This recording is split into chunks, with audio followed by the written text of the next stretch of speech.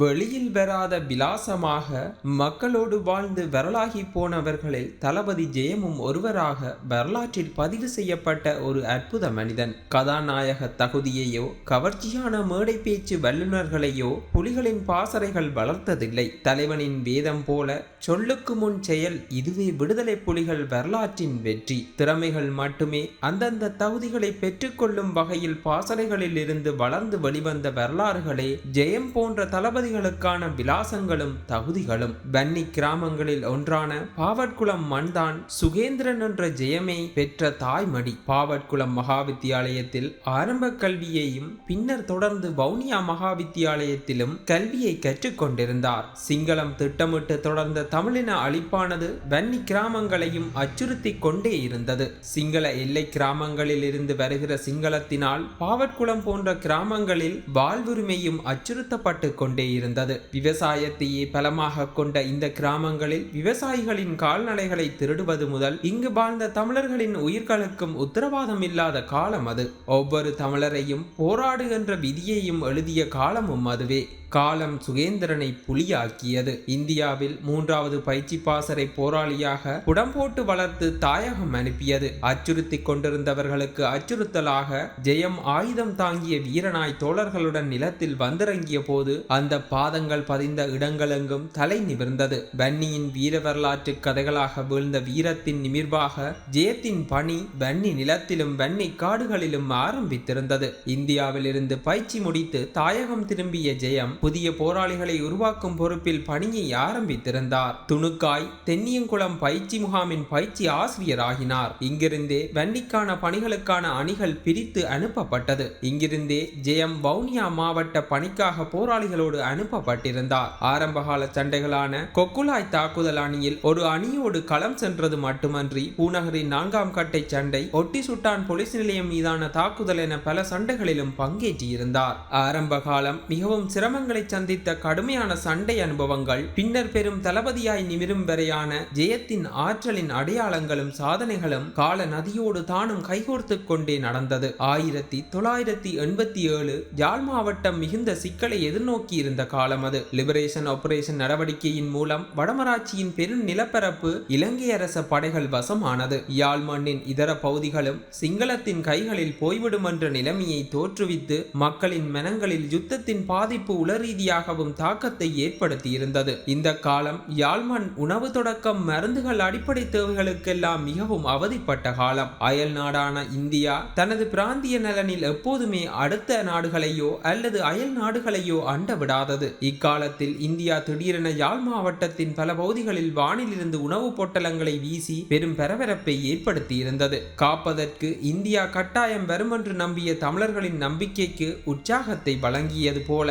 1987 ஆண்டு ஜூன் மாதம் 4ஆம் தேதி இந்திய விமானங்கள் போட்ட உணவு பொதியில் ஈழத்தமிழரின் விடிவு காலமும் நெருங்கியதாகவே உணர்ந்தது தேசம். புலிகள் மட்டும் இந்திய அரசின் போலி இரக்கத்தை புரிந்து கொண்டார்கள். 1987 ஜூன் மாதம் 4ஆம் தேதி அன்று யாழ்குடாவில் இந்திய வான்படையினரால் போடப்பட்ட உணவு பொதிகளும் அதன் ஏற்பாடுகளும் பற்றிய செய்தியானது அப்போதைய இந்திய ஊடகங்களில் அதிகமாக பேசப்பட்ட விடயமாகும். ஆபரேஷன் பூமாலை என பெயரிடப்பட்டு நடைபெற்ற மேற்படி உணவுப் பொருட்களை இந்தியா போடுவதற்கான காரணத்தை இப்படித்தான் அந்நாளில் சொல்லப்பட்டது. கடந்த மாதங்களில் ஸ்ரீலங்கா ராணுவம் யாழ்ப்பாணத்தை கைப்பற்றுவதற்கான தனது ராணுவ நடவடிக்கையை ஆரம்பித்திருந்தது. இது இலங்கையில் வாழும் தமிழ் சிறுபான்மையினரின் எதிர்காலம் குறித்த கவலையை இந்தியாவில் ஏற்படுத்தியது. உண்மையில் அது இலங்கையின் உள்நாட்டு விவகாரமாக இருந்தாலும் கூட யாழ்ப்பாணத்தில் நடக்கும் சம்பவங்கள் இலங்கை தமிழரை தமது சகோதரர்களாக கருதும் தமிழக மக்களிடையே கொந்தளிப்பையும் உணர்வு பெருக்கையும் அதிகரித்து விட்டிருந்தது.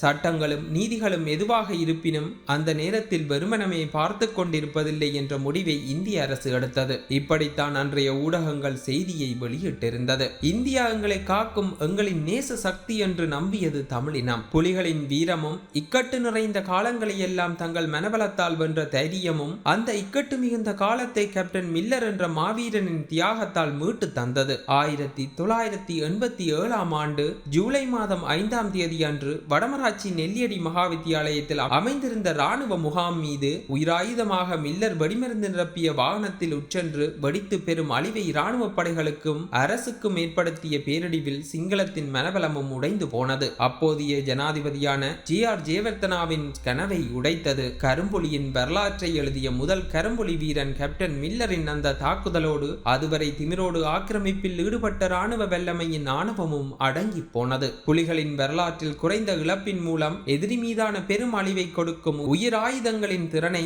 1987 ஆண்டு ஜூலை மாதம் 5ஆம் தேதி உலகிற்கும் சிங்களத்திற்கும் உணர்த்தி இருந்தது. இனி போர் மூலம் வெற்றியை பெற முடியாத உண்மையை ஜனாதிபதி ஜி.ஆர். ஜெயவர்தன உணர்ந்து கொண்டார். புலிகளுடன் தோற்றுப்போன ஜி.ஆர். ஜெயவர்தனவுக்கும் இந்திய அரசுக்கும் இடையில் அப்போதைய இந்தியாவின் பிரதமராக இருந்த ராஜீவ்காந்தி அவர்களுக்கும் இடையில் 1987 ஜூலை மாதம் 29ஆம் தேதி அன்று இலங்கை இந்திய ஒப்பந்தம் எழுதப்பட்டது. இவ்வொப்பந்தமானது ஈழத்தமிழர்களின் பிரச்சனைகளை தீர்க்கும் முகமாக எழுதப்பட்டதாக சொல்லப்பட்டது. ஆனால் உண்மை அதுவல்ல. ஒப்பந்தம் எழுதப்படுவதற்கு முதல் விடுதலை புலிகளுடன் பேச்சுவார்த்தைகளை மேற்கொள்ள விரும்பியது இந்திய அரசு. இப்பேச்சுவார்த்தையில் தலைவர் பிரபாகரனை பங்கேற்க வேண்டும் என இந்தியா வேண்டிக் கொண்டதற்கு அமைவாக தலைவர் பிரபாகரன் அவர்களும் மற்றும் போராளிகள் சிலரும் இந்தியாவிற்கு அழைத்து செல்லப்பட்டனர். அசோகா ஹோட்டலில் தங்க வைக்கப்பட்ட தலைவரும் போராளிகளும் அங்கே வீட்டுக்காவலில் வைக்கப்பட்டு இந்திய இலங்கை ஒப்பந்தத்தை ஏற்றுக்கொண்டு வழங்கப்படும் சலுகைகளை பெற்றுக்கொள்ளுமாறு வேண்டப்பட்டனர். வயதில் தன் இனத்தின் விடுதலையை நெஞ்சில் சுமந்து கடினங்கள் துரோகங்களை எல்லாம் தாங்கி போராட்ட வாழ்வை ஏற்று தன் இனத்தின் விடுதலையை மட்டும் நேசித்த தலைவன் இந்தியாவின் அச்சுறுத்தல்களுக்கு அடிபணிய மறுத்தார். ஆனால் பலம் மிக்கவர்கள் வென்றார்கள். இந்தியாவின் தமிழினம் ஏமாற்றப்பட்டு இந்திய இலங்கை ஒப்பந்தம் எழுதப்பட்டது. இந்திய ராணுவம் ஈழத்தில் குவிக்கப்பட்டது. எனினும் நேச நாடான இந்தியாவை தொடர்ந்தும் நம்பிய புலிகள் மக்களை காக்க ஏந்திய ஆயுதங்களையும் இந்திய ராணுவத்திடம் ஒப்படைத்துவிட்டு தமிழர்களுக்கான நியாயமான தீர்வை பேச்சுவார்த்தைகள் தரும் என்று நம்பி மக்களுக்காக தங்கள் கைகள் சுமந்த ஆயுதங்களை எல்லாம் இந்திய படைகளிடம் ஒப்படைத்து நிராயுதபாணிகளாயினர். இந்தியா வாக்குறுதியை அளித்தபடி தமிழர்களுக்கான எவ்விதமான தீர்வையும் எட்டும் வழிகளை தரவில்லை. இன அழிப்பும் தமிழரின் நிலப்பறிவும் நடந்து கொண்டே இருந்தது. ஆயுதம் ஏந்தி களத்தில் விழுப்புணடைந்தும் தனது பணியை அரசியலில் நிலைநாட்டிய தியாகி திலீபன் அவர்கள் இந்தியாவின் கபடத்துக்கு முன்னால் 5 அம்ச கோரிக்கைகளை முன்வைத்து நல்லூர் மேற்கு வீதியில் உண்ணாவிரதம் இருந்து தன் உயிரை பசித்தி மூட்டி எறிந்து பாடையில் ஏறினார். இந்தியா அப்போதும் பேசாதிருந்தது. கடலில் போன கடற்புறாக்களான தளபதிகள் குமாரப்பா, புலேந்திரன் உள்ளிட்ட 12 வேங்கைகளும் பலாலியில் சைனிட்டு உட்கொண்டு வீரச்சாவை தழுவியும் இந்தியா மௌனமாகவே இருந்தது. தமிழின அழிப்பும் தமிழர் நிலப்பறிப்பும் தொடராகவே இருந்தது. தன்னினம் காக்கப்பட ஏந்திய துப்பாக்கிகளை மீண்டும் புலிகள் தமிழினம் காக்கப்பட ஏந்த வேண்டிய விதியை எழுதியது இந்தியா. குறைந்தளவிலான போராளிகளோடு பெரும் படைபலமும் ஆயுத பலமும் கொண்ட இந்திய படைகளுடன் புலிகள் சண்டையிட வேண்டிய நிர்பந்தத்தை இந்தியாவை ஏற்படுத்தி 1987 ஆண்டு அக்டோபர் மாதம் 10ஆம் தேதி அன்று இந்திய படைகளுடன் யுத்தம் மூண்டது. காக்க வந்த படைகளால் தமிழினம் அழிக்கப்பட தொடங்கியது. வயது வேறுபாடின்றி கொன்று குவித்து பெண்களை பாலியல் வன்புணர்வு புரிந்து ஈழம் மறந்து போகா வடுவை இந்திய படைகள் ஈழத்தில் செய்து கொண்டிருந்தது. பெரும் படையின் பெரும்பலத்தோடு புலிகள் போராடத் தொடங்கினர். மக்கள் பலம் புலிகளுக்கு எப்போதுமே பெரும்பலமாய் வீடுகளில் அடைக்கலம் கொடுத்து போராளிகளை பாதுகாத்து சமராடும் புலிகளுக்கு ஆதரவு அளித்திருந்தனர். ஆதரவு கொடுத்தவர்கள் இந்திய இராணுவத்தினால் படுகொலை செய்யப்பட்டார்கள். அந்நிய இராணுவத்தின் கையில் எங்கள் தேசம் சிக்கி இருந்தது. 1987களில் வன்னி மாவட்டத்தின் பொறுப்பாளராக இருந்த ஜெயம் அவர்களினது பணிகளானது மிகவும் முக்கியம் வாய்ந்திருந்தது. போராளிகள் மக்களுடன் மக்களாக கிராமங்களில் விழித்திருந்த காலங்கள் அது. அக்காலத்தில் காட்டில் தலைவனை காவல் காத்து கொண்டிருந்த போராளிகள் தளபதிகளுடன் தளபதி ஜெயமும் தலைவனை காக்கும் பணியில் நியமனம் பெற்று தலைவனின் அருகில் தனது பணிகளை தொடர்ந்திருந்தார். புதிய போராளிகளை உருவாக்குதல் தொடக்கம் அந்த கால இறுக்கத்திற்கு ஏற்ப திட்டமிடல் பணிகளை விரிவுபடுத்தல் செயற்படுத்தல் என ஓய்வு மறந்து இயங்கிக் கொண்டிருந்த போராளி பல சண்டைகளில் தனது ஆளுமையை சாதுரியத்தை வெளிப்படுத்திய சத்தமில்லாத சாதனையாளர். இயல்பிலே அமைந்த தனித்துவ பண்புகள் மக்களின் மனங்களை வென்ற தளபதியாக இனங்காட்டியது. 1990இல் இந்திய ராணுவ வெளியேற்றம் நிகழ்ந்து புலிகளின் போரியல் வீச்சும் மாற்றம் கண்ட காலம். 90ற்கு பின்னர் தலைவரின் பாதுகாப்பு பணியில் செயற்பட தொடங்கியிருந்தார் ஜெயம். தலைவனின் நம்பிக்கை, தலைவனின் பாதுகாப்பு, போராளிகளின் அன்பையெல்லாம் பெற்றிருந்த வீற்றிருந்த போராளியின் தியாகத்திற்கு சவாலாக 1993 காலப்பகுதி அமைந்திருந்தது.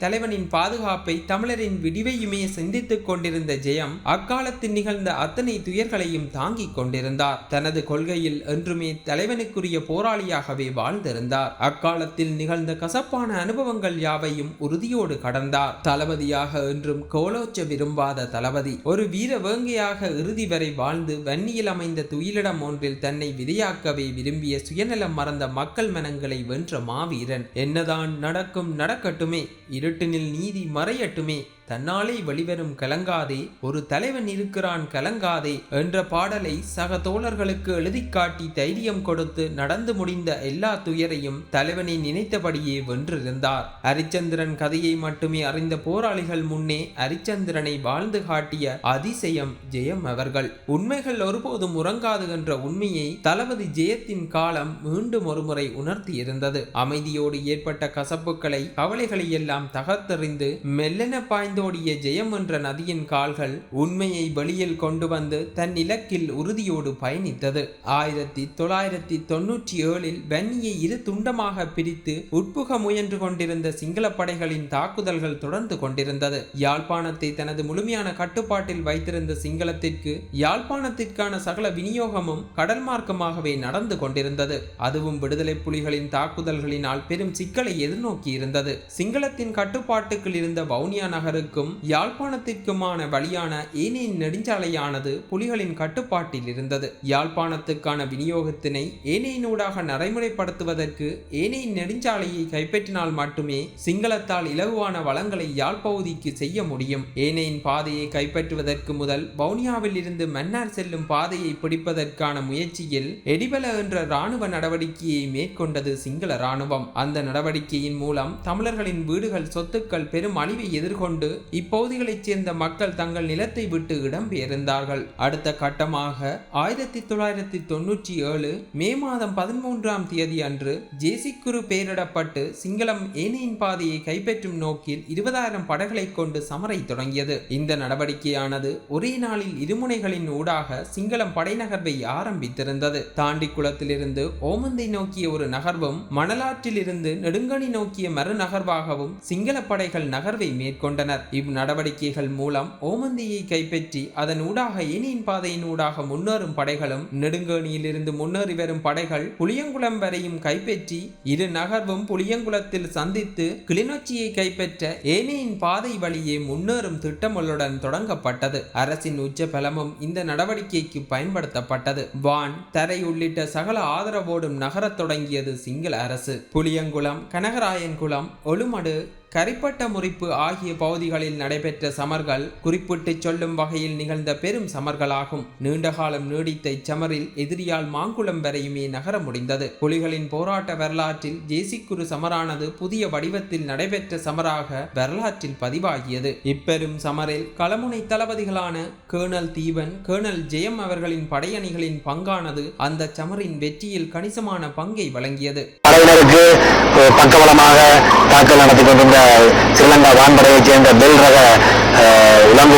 வானூர்தியை எங்களுடைய அந்த படையணியின் சிறப்பு சால்சனி படையணியின் கனரக ஆயுத பிரிவினர் சுட்டு வீழ்த்தியிருந்தார்கள்.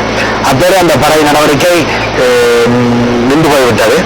மீண்டும் 3 நாட்களுக்கு பிறகுதான் படையினர் அடுத்த தாக்குதலை மேற்கொள்ள விளைக்கின்றார்கள். ஆனால் அப்போது நாங்கள் எதிர்த்து போராடியதில் தங்களுடைய மடுக்கோயிலுக்கு செல்லும் ராணுவ நடவடிக்கையினுடைய திட்டத்தை கைவிட்டு இடையிலேயே திரும்பி அவர்கள் சென்று விட்டார்கள். அந்த அளவுக்கு உக்கிரமான தாக்குதலை அந்த வன்னிக்கிழமை 2 நடவடிக்கையில் சால்சனி போராளிகள் தாக்குதல் நடவடிக்கையில் ஈடுபட்டிருந்தார்கள். அடுத்து புலிகளால் வெற்றி கொள்ளப்பட்ட கிளிநொச்சி முகாம் அழிப்பு நடவடிக்கையில் திருவையாறு பகுதியால் சென்ற அணியின் தளபதியாக ஜெயம் அவர்களும் அவரது படையணியும் சென்றிருந்தது. புலிகளினால் வெல்லப்பட்ட கிளிநொச்சி வெற்றியில் ஜெயம் அவரது படையணியும் தங்களுக்கான கடமையை முடித்திருந்தார்கள். அதன் பின்னர் மீண்டெழுந்தது கிளிநொச்சி. எப்போதுமே தனக்கு வழங்கப்படும் பணியை நேர்த்தியுடன் செய்து முடிக்கும் தளபதியாகவே ஜெயம் அவர்கள் வெற்றி தந்த சமரான கிளிநொச்சி மீட்பிலும் பங்காற்றியிருந்தார். அடுத்து வீழ்ந்தது ஆணையிரவு முகாம். எத்தனையோ இழப்புகளை 1991 ஆணையிரவு மீட்புக்காக இழந்ததற்கான பலன் 2000ஆம் ஆண்டு புலிகளால் ஆணையிரவு வெற்றி கொள்ளப்பட்டது. உப்பளக்காற்றில் வாசனையில் ஜேம் அவர்களது பணிகளும் கலந்தே இருந்தது. ஆணையிரவு வீழ்ச்சியை தொடர்ந்து யாழ் நோக்கிய புலிகளின் பாய்ச்சலும் ஜேம் அவர்களின் தடங்களும் அந்த வெற்றியில் பதிந்திருந்தது. 2001 நடைபெற்ற தீச்சுவாலை நடவடிக்கையிலும் ஜெயம் என்ற ஆளுமையும் ஆற்றலும் தனது கடமையில் பிஞ்செல்லாமல் முன்னேறி சென்ற சாதனையாளன். கால ஓட்டம் ஜேத்தின் திறனையும் தன்னோடு எழுதிக்கொண்டே சென்றது. புலிகளின் வேவு அணியின் வளர்ச்சியானது புதிய பரிமாணத்தையும் புதிய வடிவத்தையும் பெற்றுக்கொள்ள வேண்டிய காலத்தின் வேகத்தில் வேவு அணியின் பொறுப்பினை ஏற்றுக்கொண்டார் ஜெயம் அவர்கள். அதிகளவிலான போராளிகளை உருவாக்கி வேவு அணியின் வீரியத்தை வேகப்படுத்திய பெருமையின் பேரில் ஜெயம் அவர்களின் அர்ப்பணிப்பும் தியாகமும் வெளியில் தெரியாத ஆனால் வேங்கைகளின் வரலாற்றில் மாற்றத்தை கண்ட அணியாகும். 1998 மன்னார் மாவட்டத்தின் தளபதியாக பொறுப்பேற்றுக் கொண்டு மன்னாரில் தனது பணிகளை ஆரம்பித்திருந்தார். போராட்டத்தில் இன்னொரு இக்கட்டான காலத்தை புலிகள் எதிர்கொண்ட காலமாக அமைந்த அக்காலத்தில் ஜேம் அவர்களின் ஆற்றலும் சாதனைகளும் காலங்களால் மறக்க முடியாத பதிவுகள். அப்போது தலைவரால் மாவட்ட பொறுப்பாளர்களிடம் மாவீரர் துயிலுமில்லங்கள் பொறுப்பும் வழங்கப்பட்டிருந்தது. மாவீரர் துயிலுமில்ல வடிவமைப்பு, பாதுகாப்பு, கவனிப்பு அந்தந்த மாவட்டங்களுக்கு உரிய மாவட்ட பொறுப்பாளர்களுக்குரிய கடமைகளுடன் ஒன்றாக வழங்கப்பட்டிருந்தது. களமுனை பகுதி பிரதான தளபதிகளான தளபதி தீவன் கிளிநொச்சி துயிலுமில்லம், தளபதி பானு வன்னி விளாங்குளம் துயிலுமில்லம், தளபதி துர்கா ஆலங்குளம் துயிலுமில்லம், தளபதி கேர்னல் சங்கர் முள்ளியவளை துயிலுமில்லம், பாலதாஸ் பண்டிவிரிச்சான் துயிலுமில்லம், கேர்னல் ரமேஷ் விசுவமடு துயிலுமில்லம் என வழங்கப்பட்டிருந்தது. தமிழீழ கனவோடு களமாடி வீரச்சாவடையும் ஒவ்வொரு மாவீரரின் கல்லறைகளையும் தானே நேரில் நின்று வடிவமைப்பாளர்களோடு தானும் பணியாளனாகி மாவீரர்களின் கல்லறைகளை வடிவமைத்து முழுமையான வெற்றியை அடைந்தவர் என்றால் அதில் ஜெயம் தான் முதன்மையானவர். மாவீரர் துயிலுமில்லங்களை வடிவமைக்க வழங்கப்படும் வளங்கள் மட்டுப்படுத்தப்பட்டவை. ஆனால் கொடுக்கப்பட்ட வளங்களை வைத்து மிகவும் பிரம்மாண்டமாகவும் ஆழமாகவும் நேர்த்தியாகவும் மாவீரர் துயிலுமில்லங்களை செய்து முடித்த தளபதியாக தலைவரால் பாராட்டு பெற்ற ஒரே ஒரு தளபதி ஜெயம் அவர்களே. ஆண்டான்குளம் துயிலுமில்லத்தின் உறுதியின் உறைவிடத்தின் கல்லறை வடிவமைப்பை மிகவும் நேர்த்தியாக செய்து முடித்திருந்தார். அதே போல மன்னர் ஆட்காட்டி வழி மாவீரர் துயிலுமில்லத்தின் கல்லறைகள் வடிவமைப்பில் ஜேம் அவர்களின் பணியை அர்ப்பணிப்பை மறக்கவே முடியாதளவு சிறப்பாக செய்து முடித்திருந்தார். மாவீரர் துயிலுமில்லங்கள் அமைக்கப்பட்ட களஞ்சி அறைகளில் சில மணிகள் ஓய்வெடுத்துக் கொண்டு கால நேரமின்றி செயற்பட்டு மாவீரர்கள் உறங்கிய மாவீரர் உறங்குமிடங்களை உருவாக்கும் பணியில் ஒரு சாதாரண பணியாளனாக செயற்பட்ட தளபதி. ஒரு தளபதியாக அந்த மாவட்டத்தின் நிர்வாக விடயங்கள் முதல் கிராமங்கள் ரீதியான நிர்வாக ஒழுங்குகளை எல்லாம் ஒருங்கே கவனிக்கும் பாரிய பொறுப்பினை இலகுவாக செய்து கொண்டதோடு மக்களோடு மக்களாகி அவர்களது பிரச்சனைகள் இடைஞ்சல்களை அறிந்து அதற்கான தீர்வை வழங்கும் முதன்மையான போராளியாக திகழ்ந்தார். புலிகளின் அரசியல் நிர்வாக ஒழுங்குகளில் எங்கேனும் ஏற்படும் மக்களுக்கான அசௌகரியங்களை என்றுமே அலட்சியம் செய்ததில்லை. அங்கெல்லாம் தானே நேரடியாக நின்று மக்களுடன் உறவாடி அவர்களது பிரச்சனைகளை தலைமைக்கு எடுத்துச் சென்று தீர்வை பெற்றுக் கொடுக்கின்ற துணிச்சல் மிக்க மனிதன். குறிப்பாக தமிழீழ ஆயுதத்துறையின் வரியற வீட்டு விடயத்தில் மக்கள் எதிர்நோக்கிய பிரச்சனைகளை தானே தலைமையிடம் கொண்டு சென்று சரியான தீர்வையும் பெற்றுக் கொடுத்து ஆயுதத்துறை போராளிகளின் தொடர்ந்த பணிகளுக்கான வழிகாட்டியாகவும் மாறியிருந்தார். மக்கள் மனங்களை வென்று மக்களோடு நல்லுறவை பேணி மக்களிடையே வாழ்ந்தார். போராட்டத்திற்கு தேவையான ஆட்திரட்டலை மிகவும் திறம்பட செய்தவர்களில் ஜேம் அவர்களின் பங்கு மறக்க முடியாதது. தனது பேச்சாற்றலால் உண்மைகளை உரிய நேரத்தில் வெளிப்படுத்தி பறிபோகும் நிலத்தை மீட்க போராளிகளை இணைக்க அந்த நாட்களில் மன்னாரில் ஜேம் அவர்களின் பங்கை காலத்தினால் மறக்க முடியாது. சமாதான காலத்தின் ஆற்றலின் வடிவமாய் அமைதியின் உருவாய் கடந்து வந்த பாதைகளின் காலத்தை வென்ற போராளியாக இருந்த தளபதி அரசியல் பேச்சு மேடைகளில் கூட வெளிநாடுகளுக்கு சென்று வந்திருந்த அரசியல் ஞானி. என்றுமே தனது வாழ்வை தனது தாயக விடுதலைக்காகவே கொடுத்து வாழ்ந்ததோடு தனது வாழ்க்கை துணைவியையும் போராளியாகவே தேர்ந்தெடுத்தார். வெளிநாட்டு வாழ்வையும் பண பலத்தையும் பெற்றுக்கொள்ளக்கூடிய வசதிகளை எல்லாம் பெற்றிருந்தும் கடைசி வரை தலைவனின் பாதையில் சென்று முடியும் நினைவோடே இறுதிக்காலம் கணவன் மனைவி இருவருமே களத்தில் நின்றார்கள். 2006 தொடக்கம் 2007 4ஆம் மாதம் வரையிலும் கிழக்கு மாகாணத்தில் நின்று அந்த களங்களை வழிநடாத்திய ஆற்றலின் வடிவம். எப்போதுமே சுயநலமற்ற தேசக்காதலை மட்டுமே நெஞ்சில் சுமந்து வாழ்ந்த எளிமையின் பெருமைகளை எல்லாம் ஜெயம் அவர்களின் போராட்ட வாழ்வின் வித்தியாசமான சாட்சிகள். பல விடயங்களில் உதாரணமாகவும் உயர்ந்தவராகவும் வாழ்ந்து காட்டிய வரலாற்றின் புதல்வன். களத்தின் கடைசி சாட்சியங்களும் அழிவில் இருந்த 2009 மே மாதம் 17ஆம் தேதி வரையும் களமாடிய வீரன். கையுயர்த்தி சாவடையும் நிலைமையை வெறுத்து கடைசி சொட்டு உயிருள்ள வரையும் எந்த மக்களின் விடுதலைக்காக ஆயுதம் ஏந்தினார்களோ அந்த மக்களின் நினைவோடும் அந்த மண்ணின் கனவோடும் தங்கள் இறுதி மூச்சையும் லட்சியங்களையும் சுமந்து கொண்டு முள்ளிவாய்க்கால் மண்ணில் கணவன் மனைவி இருவரும் சுடுகலன்களோடு காவல் இருந்தார்கள். வெளிநாடுகளில் இருந்த நண்பர்கள் ஜெயம் அவர்களின் துணைவி நாலாவை பிள்ளைகளுடன் வெளியே வருமாறு வேண்டி இருந்தனர். கோல்சர் கட்டீட்டன் பிள்ளைகளை நீங்கள் பாப்பியல் தானே என சொல்லிவிட்டு குழந்தைகள் சிந்துசை துவாரகன் இருவரையும் கூட மறந்து இறுதி வரை போராடுவோம் என உறுதியோடு நின்ற அந்த வித்தியாசமான தம்பதிகள் இருவரையும் நினைவு கொள்ளும் நண்பர்களிடம் அவர்களது தேசம் மீதான காதலும் தேசிய தலைவர் மீதான அன்பையும் பற்றிய ஆயிரக்கணக்கான கதைகளும் கனவுகளும் நிறைந்து கிடக்கின்றது. கடைசி கள முடிவினை உலகம் எப்படியோ எல்லாம் எழுதியும் ஆய்வுகள் செய்தும் கொண்டிருக்க அந்த முள்ளிவாய்க்கால் கரைகளில் தங்கள் இருவரின் உயிரையும் விதைத்து வீழ்ந்து வீழாத கனவுகளோடு கலந்து போனார்கள். தளபதி ஜெயம் அவர்களும் அவரது துணைவி நாளாவும் அவர்களது குழந்தைகளை குடும்ப உறவுகளை யாரையுமே எண்ணாது மண்ணுக்காகவே வாழ்ந்து அந்த மண்ணிலேயே மடிந்து போனார்கள். மறக்க முடியாத வீரமாக வீரர்களாக முள்ளிவாய்க்காலில் ஆயுதங்கள் மௌனித்துக் கொண்டது. ஆற்றல் மிக்க தளபதிகள் போராளிகள் உயிர்கள் அந்த கடற்காற்றின் ஓலத்தோடு கலந்து ஒரு காலத்தின் கதையை தன் காற்றோடு சுமந்து கடந்தது. அந்த காற்றோடும் கடல் அலைகளோடும் பிரிகேடியர் தளபதி ஜெயம் அவர்களும் அவரது மனைவி நாலா இருவருமே காலம் கடந்து வாழும் தம்பதிகளாக ஈழ விடுதலை வரலாற்றில் எழுதப்பட்ட வீரர்களாக மக்களோடு வாழ்ந்து கொண்டே இருக்கிறார்கள்.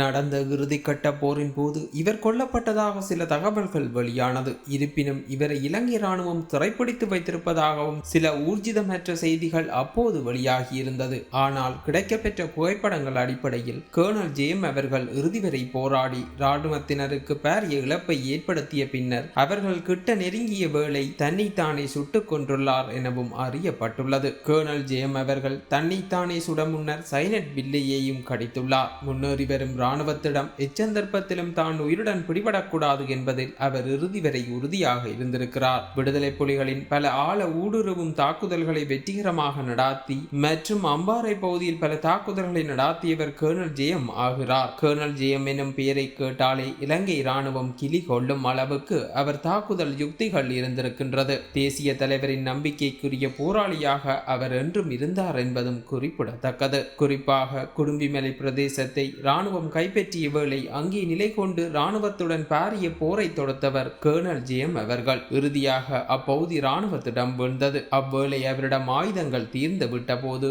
இருப்பினும் துப்பாக்கியில் உள்ள கத்தியால் போரிட்டு இராணுவத்தினர் பலரை எதிர்கொண்டு அங்கிருந்து தப்பி காட்டு வழியூடாக வன்னி வந்தடைந்திருந்தார் கர்னல் ஜெயம் என்பதும் குறிப்பிடத்தக்க விடயமாகும்.